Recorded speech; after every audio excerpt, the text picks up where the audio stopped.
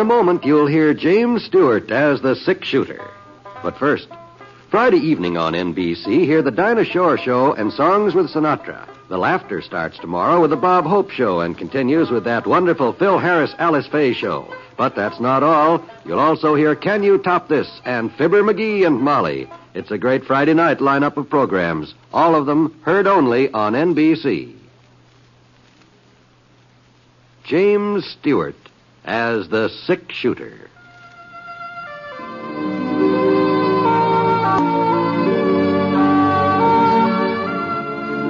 The man in the saddle is angular and long-legged. His skin is sun-dyed brown. The gun in his holster is gray steel and rainbow mother-of-pearl. Its handle unmarked. People call him both the six-shooter.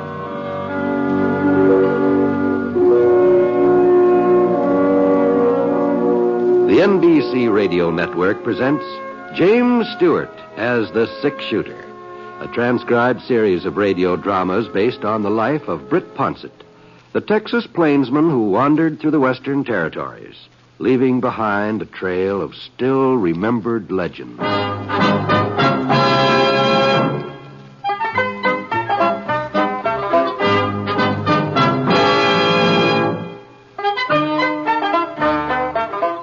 Well, at first I didn't know what I was getting into. The town of Virtue City had never looked like this before. Banner over the main street, posters stuck in the store windows, bunting draped across most of the buildings. It was the wrong time of the year for the county fair. I pulled up the Mansion Hotel and headed into the lobby. Yes, sir? I'd like a room for the night.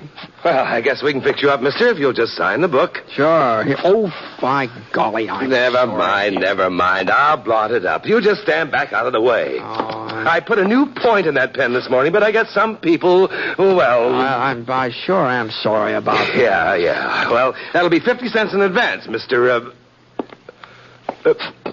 Ponset? That's right. Here you go. You're really Britt Ponset? Well, if he ain't, he's sure been fooling a lot of folks for quite a spell. How are you, Britt? Well, Doc Cross. Where'd you come from? I've been sitting there behind that geranium plant. I thought I recognized you when you come in. Oh, I'll be darned. Well, here's your key, Mr. Ponset, number 12. Oh, thanks. About that ink blot, I know it wasn't your fault. They just don't make pen points the way they used to. Inferior workmanship. Sure. You in a hurry to go upstairs, Britt? No, not especially. Well, come on over to the window and sit for a spell. We can sort of keep our eye on the street and see what's going on. All right, Doc. Well, you been up to, Britt? Oh, same as usual. I was riding herd over to Smoke Falls for the last 6-7 weeks. Probably go back there in the spring. Uh-huh. Here, just let me get my instrument bag out of the way. Now, there's a place for you. You treating somebody in the hotel? No, not exactly. I sort of make my headquarters here in the hotel nowadays. Well, what happened to your regular office? Oh, I still got it. But, hotel's handier. What with all this fighting and shooting going on so much of the time. Shooting? You ain't heard the news, huh, Britt? No, guess I haven't. Well, you see, Gus Cotton moved into Virtue City a couple of months ago. Gus Cotton? You know who Gus is, Britt, that gunfighter. He used to be part of the McGinnis gang over at Willow Fork. Oh, sure, yeah, I've heard of him. Well, it seems Gus and Tracer McGinnis had sort of a falling out. Gus decided it'd be healthier for him and his kid brother Roy to change residence, so they come over here. And by now, they've just about taken over the whole town. Oh, I just can't believe that Sheriff Davenport would let a thing like that happen, Doc. George Davenport was killed last August, Britt. He was killed? No. I reckon it was an accident. At least that's what the inquest said. Well, who's taking his place? There ain't been nobody so far. New sheriff will be elected tomorrow, along with the mayor and the usual town officers. Oh, I see. So that's why the place all fixed up, huh? Election day, Yeah. huh? I was kind of wondering about that. Yeah, it's been a real hot campaign, too. Sheriff part of it, that is. I ain't had so much medical business since the Apaches was moved on to the reservation. Yeah, well, who's running? Ernie Needle. He's one of the candidates. You remember Ernie Brett, the blacksmith? Oh, sure. And there's a good man, too. He'd make a good sheriff, I imagine. Yeah, if he wins. Roy Cotton's running against him, Gus's brother. Oh, I see. Yeah. Of course, in a fair election, Ernie'd win hands down, but Gus Cotton's doing his best to see that it won't be fair. He is, huh? Yeah. Half the voters in town have been bought off. The ones who won't be bought, well, they've been threatened. Why, if anybody even... Britt, maybe you can give us a hand. Huh? I'm sort of chairman of the group that's backing Ernie Needle, the Citizens Committee to Keep Virtue in Virtue City. That's what we call ourselves. I see. Now, Britt, if you could join up with us... Now, hold on, Doc. Now, I'm not a voter in this town. I'm not even a resident. I know, but you've got influence. Lots of influence. And if you... Well, Doc, Well, you have lots of influence, Britt. And look, if you was to come to our rally at the schoolhouse tonight and sort of sit up there on the platform next to Ernie Needle, well, that might win him some of Roy Cotton's votes. No, I'm sorry, Doc. Now, this just isn't any of my business. Now, you know that as well as I do. Now, Britt... No, so long, Doc.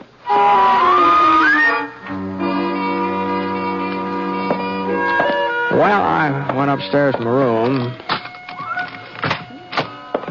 Number 12 was on the north side facing Ernie Needle's blacksmith shop. And looks like Ernie had closed up for the day. He's probably out politicking somewhere. The room seemed kind of stuffy, so I opened up the window. It sure was warm. Sounded like some more business was heading Doc's way. I leaned out, but I couldn't see anything. The shooting must have been around in front. Oh, well. Yeah? Yeah, come on in. Howdy. Howdy. You're Britt Ponset. That's right. I'm Roy Cotton. Oh? Understand you were having a little chat with Doc Cross just now. Uh-huh. Doc a friend of yours? Yeah, I guess you could say so, Roy. Well, you know it's funny, ain't it, how friends sometimes get a man into trouble? Oh? That's so? Yeah. Yeah. You plan to stay around town for long, Ponset? Oh, I hadn't made up my mind yet. Why? I was just wondering if you were going to be here for the election tomorrow. You heard about the election? I heard about it. Well, I wasn't anxious to run for sheriff, you understand, but folks seemed to think it was my duty, so I had to oblige them. Well, I wouldn't worry about it, Roy. You might not be elected. I'll be elected. Why, do you got the votes counted already, huh? I'll be elected.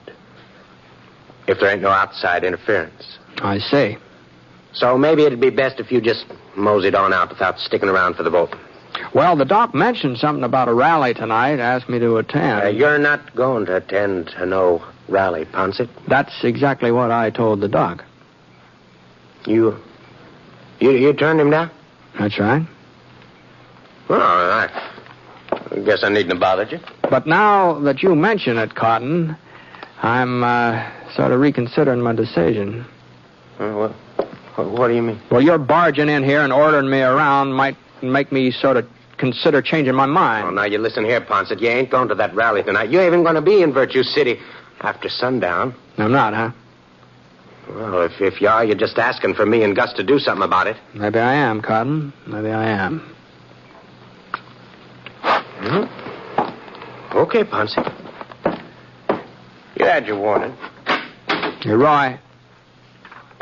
Yeah? I'm not leaving town, so if you want to do something about it, this is as good a time as any other. Huh? That gun you're wearing's loaded, isn't it? Well, sure, but... Well, then why don't you go ahead and draw? Well, you ain't got your six-shooter. It's right here on the dresser. All right. I'd be taking advantage. It might not work out that way. Well, I don't want to shoot up no hotel room, Ponset. The rent's paid in advance. All right, Cotton. Now, look here, Ponset. My coming up here to see you, well, Well, it was my brother's idea. Gus thought, now what I mean is, he said that you was to have till sundown to get out of town, and he wouldn't like it if I was to jump the gun.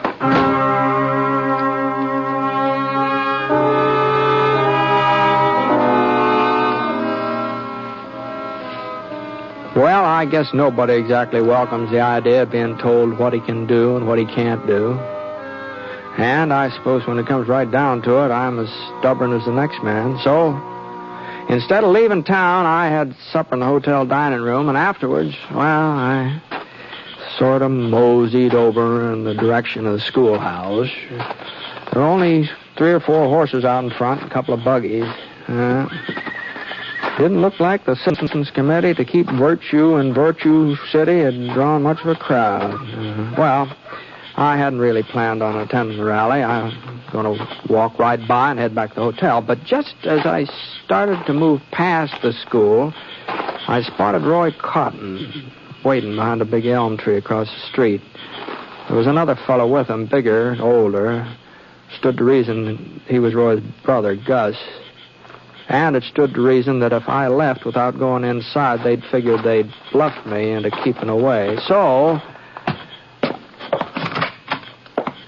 the meeting was in the combination 4th, 5th, 6th grade classroom, and Doc Cross was introducing the various candidates when I opened the door. And as candidate for mayor, our good friend Cecil Potter. Oh, yeah.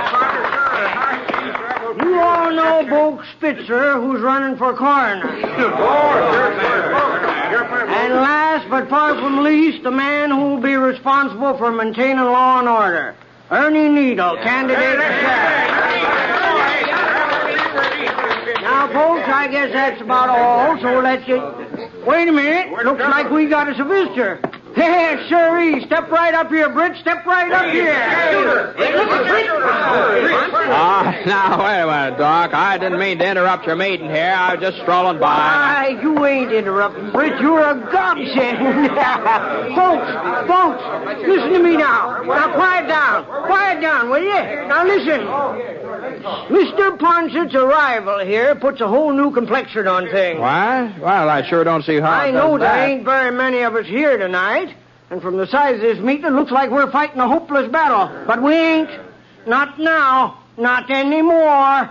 There's enough of us here to spread the word. We gotta see to it that by the time the polls open tomorrow, every voting citizen in Virtue City knows that the 6-shooter's on our side. Now, whoa, Doc. Now, hold on here. Amos, you take the folks who live west of Cedar Street. Al, you take the section over by the creek. I'll cover the area along Clinton Avenue. And another thing, you tell everybody that Britt will be right there at the polls to see that the voting's done on the up and up. Now, Doc. Now, you listen to me, Doc. Now, see here, Doc. Now, you just see here, Doc. Was there something you wanted to say, Britt? Well, Doc, you know doggone well there's something I want to say. I'm not going to have folks running all over town claiming that I'm interfering in this election. Now, you just go and call them off, Doc, and you just stop them before it's too late. Well, I'm afraid it's too late now, Britt. It looks to me like they're on the way. And I better get started myself. I'm going to make it over to my section before everybody's asleep. Okay, Doc, okay. You just go right ahead, but you're going to be pretty foolish looking in the morning. What do you mean, Britt? I mean that I'm not taking part in your election tomorrow, no matter what you tell people. You won't do your duty, huh? My duty is to mind my own business. Britt, the law says there's supposed to be one man at the polls who's unbiased, who's neutral, so to speak. What? Well, of course, your sympathies may sort of lie with Ernie Needle and our committee, but technically, you're nonpartisan. Seeing as how you can't even vote yourself, I mean. How's that? Now, look, Britt. All that I'm trying to do is to see that this election's carried off strictly according to the law. The law says we got to have us a nonpartisan president at the polls. Well, I'm not even certain that the election would be legal if you wasn't sure. Well, I wouldn't want to stand in the way of the election being I mean, if you're certain that... Well, if it's really necessary. But honestly, Doc, I just can't believe that... Well, it's up to you, Britt. Entirely up to you. Well, so long. Now, Doc.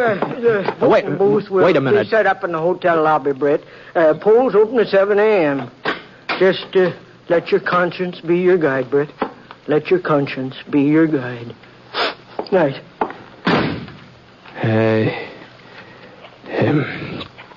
Good night.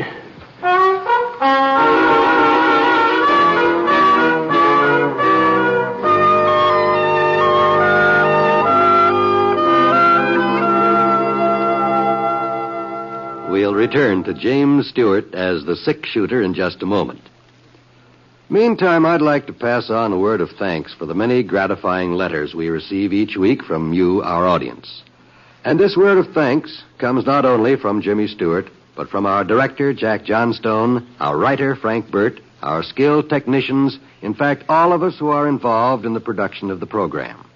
We appreciate your letters far more than you may think, even though we may not be able to answer all of them.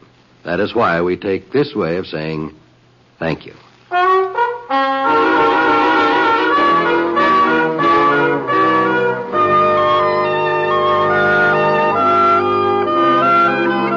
Well, I just couldn't seem to get to sleep that night, and along about 5 a.m. I gave up trying. And it was just as well it did, because that was when Doc Cross showed up to take me down to breakfast.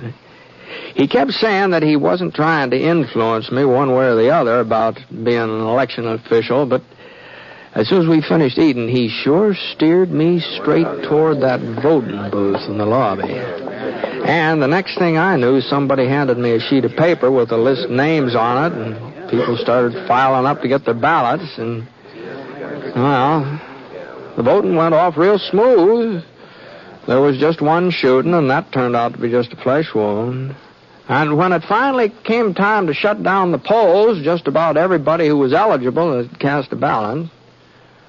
There'd been a real good turnout, too. I didn't stick around for the counting. I figured I'd done my share, so I had some supper, and I went upstairs to my room. Oh, I sure was tired. Not having any sleep the night before and having to sit around indoors all day, well, I took my boots off. And I sort of stretched out flat on the bed for a couple minutes. I didn't intend to doze off. I was just trying to build up enough strength to go on with my undressing, but I don't know.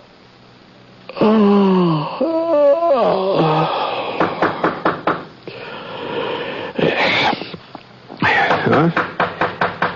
What the Sam hell is it? Oh, yeah. Oh, is that you, Doc? Come in. Oh, what can I do for you? We just finished counting the votes, Jeff Perkins and me. Evening, Mr. Ponset. Oh, howdy, Jeff. Well, how'd the election turn out? Well, it's kind of hard to say, Britt. Well, now, come on, Doc. Did Ernie win, or didn't he? Well, no, Britt. No, he didn't win.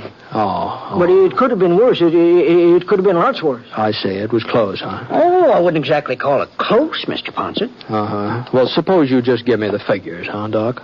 Well, in the race for sheriff, we figured that was the most important contest. Yeah? Ernie Needle got 7 votes. 7 votes, huh? Is that all? Yeah, that was his total. We made certain. And Roy Coffin, he got 33. 33. Well, I'm sorry, Doc, but I guess if the people want Roy for their sheriff, they're entitled to have him. Yes. I'd say folks are entitled to whoever they want. I'll have to admit, I'm kind of surprised, though. I thought Ernie'd do better than that. By the way folks were voting, I just thought that he... Now, just hold on a minute here, Doc. There's something funny here. Huh? Oh, no, you said Ernie got 7 and Roy Coffin 33. Yeah, that's right. Oh, that's 33 and 7. That only makes 40 votes. Why, there must have been twice that many votes cast. 101 in all. 101? Well, that means there are about 60 ballots you haven't accounted for. 61 to be exact, Britt. Yeah? That's how many you got. That's how many I got. That's how many who got? Britt, it gives me great pleasure to announce that you've just been elected sheriff of Virtue City by a landslide. Congratulations. Now, hold on here, Doc. What do you mean? Mr. Ponset, it's the greatest write-in campaign in the history of this here town. Yes, sir, Britt. What? Well, I can't believe this couldn't be true. It's just plain foolishness. The people have spoken. Doc Cross, if you had something to do with It was this... a spontaneous movement, purely spontaneous. Well, whatever it is, you know doggone well I won't take the job of sheriff. I don't even live here. We just checked the Virtue City Incorporation papers. It must have been an oversight, but they don't say a word about town officials having to be residents. Well, if you've got the idea I'm accepting this office, you're just mistaken. Even if this election is legal. Oh, it was legal, all right. It was legal. And as of right now, you are the legally elected sheriff. All right. Then I resign. Yeah, I sort of thought you might feel that way, so I did a little more checking. And according to the town laws, you've got to submit your resignation in writing to the mayor, and he's got to approve it. But we don't have a new mayor yet.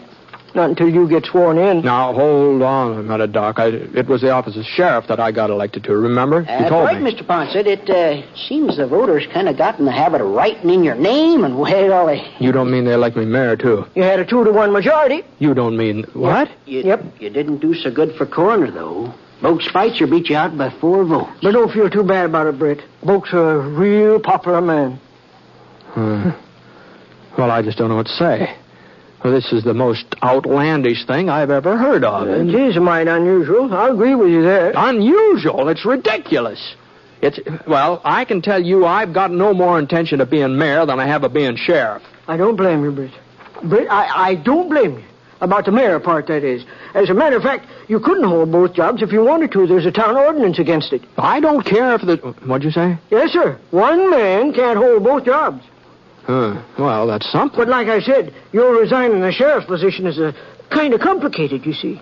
Not only have we got the problem of who's going to accept the resignation... I'm the mayor. I'll accept it myself. Well, even so, according to our statutes, when the sheriff resigns or retires, the job goes to the man who got the second highest number of votes.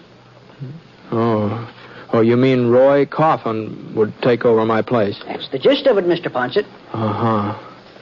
So you see the spot you'd be putting us in, Britt. Besides, Mr. Ponset, the people elected you, and they're entitled to have you. You said so yourself. When I said that, I didn't have any idea that this... Oh, now, look here. There's got to be some way out of this situation. Ernie Needle's the man this town needs for sheriff, and he ought to have the job. Isn't that what you wanted? Well, maybe so, but... Well, I just don't see how we can work it out so he gets it. Oh, well, it's getting late. I guess you'll need your sleep. Probably have a big day tomorrow, what with all the swearing-in ceremony. Now, don't run off, Doc. Now, this isn't settled yet. Oh, like as not, things will settle themselves. They usually do. Good night, Mr. Ponset. But... Oh, by the way, Britt, I'll just leave your star here on the dresser. There's a little rust on the point where the plating's ward off, but good polishing will take care of it.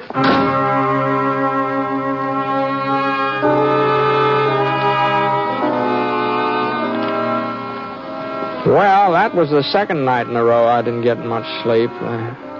First thing in the morning, as soon as I figured it was time for the town hall to open, I headed down there and I did a little hunting through the legal code myself. And it was all true what Doc Cross had told me. If I gave up the job of sheriff, Roy Cotton would be next in line for it. Well, about 9 o'clock, a delegation headed by Doc Cross came in to make the preparations for the swearing-in ceremony. And I told them that the ceremonies just have to be postponed until I had a talk with the Cotton brothers. They were living in the old Peterson place on Flower Street. You got your nerve coming around here, Ponset. If you figure on making a name for yourself as sheriff by arresting us, you better do some more figuring. Arresting you? You mean you boys have done something illegal? No, he never said that. Well, putting you under arrest was the farthest thing from my mind. Of course, if you think I should. And just what is it you do want, Ponset? Well, the fact of the matter is, it's my understanding that Roy here would inherit the sheriff's job if anything happened that I wasn't able to go on. That's right, Ponset. And like as not, something will happen, too. Uh-huh. Well, I was just thinking that under those circumstances, it might be a good idea for Roy to get all the experience he can while I'm around to show him the ropes. You want me to work with you? Well, I don't see why not. Come to think of it, I could use you both as deputies. Deputies? Yeah. Yeah, that'll save me getting the whole big posse together. I think the three of us ought to be able to handle the McGinnis gang. McGinnis? Tracer McGinnis. You heard about him, haven't you? Oh, that's right. You all used to be sort of friendly, didn't you? Before you had that falling out with him, that is. Gus? You don't mean Tracer McGinnis is heading this way? Oh, it's probably just another false rumor, but it's probably not a word of truth to it. Yeah, but why'd he be coming in here, Gus? Unless he's after us again. Yeah. Well, now, if you fellows would just hold up your hands, I'll give you the oath. No, wait a minute, Ponset. Maybe it'd be better if you was to take out more of a posse. Oh, now, Gus. Like as not, Tracer won't be bringing his whole gang. Maybe only 10 or 12 of them. All right, now, boys, you hold up your hands. No, I ain't going to mix it up with Tracer McGinnis, Ponset. I had enough of him already. But, Roy... The kid's right for once. Well, I'm afraid you fellas don't quite understand. Now, according to the ordinance passed 2 years ago come November, if any man refuses to take part in a duly constituted posse, he forfeits all right to hold office in the town of Virtue City from that time on. That'd mean that you couldn't be sheriff, Roy. Gus... I don't figure that's going to make much difference, Ponset. You see, we don't aim to stay around Virtue City anyhow. Yeah, that's right. We were sort of planning to leave town today, weren't we, Gus? Yeah, we were just doing our packing when you come in. Well, maybe we ought not to wait to pack, Gus. Them McGinnis boys ride fast when they're on the move. They sure do. Come on. Oh, I wouldn't hurry myself too much, boys. If you ask me, I think you'll have plenty of time to finish packing before they get here. Plenty of time.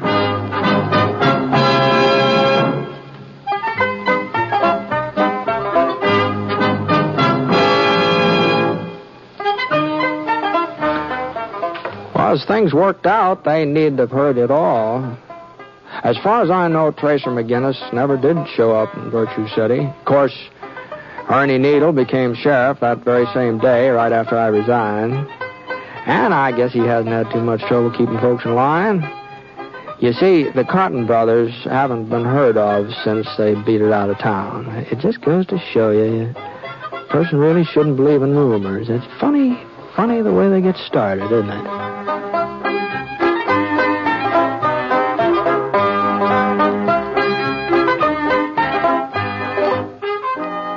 The Six Shooter is a transcribed NBC Radio Network production in association with Review Productions. It is written by Frank Burt and is based on a character created by him. Mr. Stewart may currently be seen in the Universal International picture The Glenn Miller Story. Others in the cast were Carlton Young, Dal McKennon, Paul Richards, Frank Gerstle, and Junius Matthews. Special music for this program was by Basil Adlam, and the entire production is under the direction of Jack Johnstone. All characters and incidents were fictitious, and any resemblance to actual characters or incidents is purely coincidental. This is John Wall speaking.